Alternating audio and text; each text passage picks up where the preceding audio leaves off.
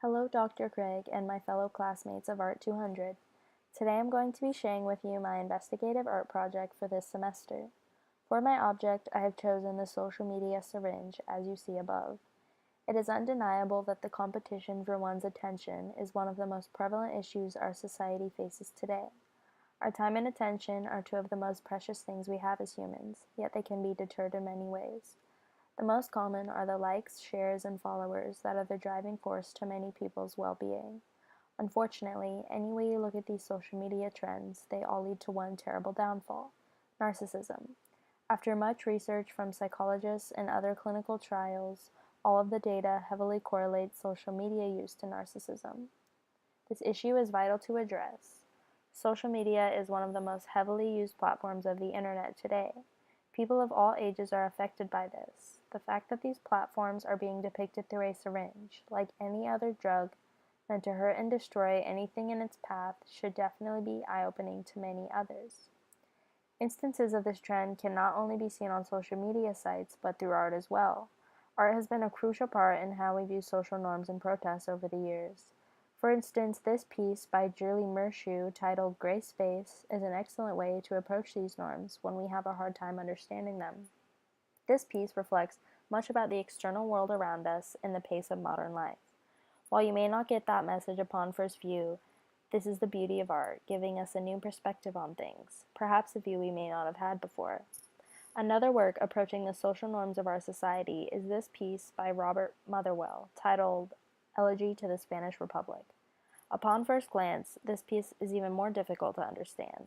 However, this work was part of a series that contained 150 paintings in which the artist expresses his mournings following the loss of liberty in Spain after the fascist victory. Motherwell wanted to depict feelings between life and death, feeling freedom and oppression. However, I for one do not get these feelings after viewing this piece. A third work I found to hold a hidden message of social protest is David Afero's Echo of a Scream. This work does a bit better in depicting the strong message it is trying to get across.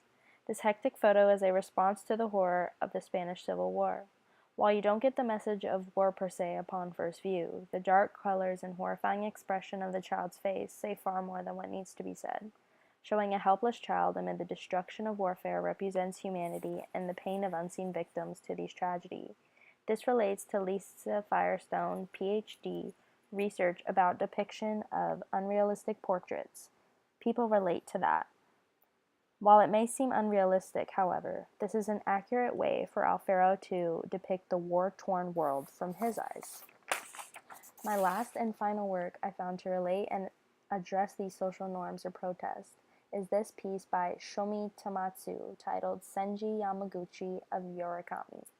This powerfully disturbing photograph is one of a series that exposes the mutilation of victims who survived the atomic bombing of Nagasaki. This photo was definitely intended as a shock value piece, with hopes that the viewer will understand the pain and suffering of Japan at this time.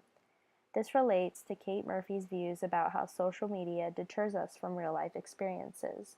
However, in this case, this is a very accurate and real-life instance, taking the form of these horrific scars that cannot be erased. While all of these works have their own way of approaching social norms and protests, this issue still remains prevalent. While people have their own voices and opinions, there will always be a misunderstanding where societies don't see eye to eye. The key is to push our deeply rooted beliefs aside and try and address these issues one at a time.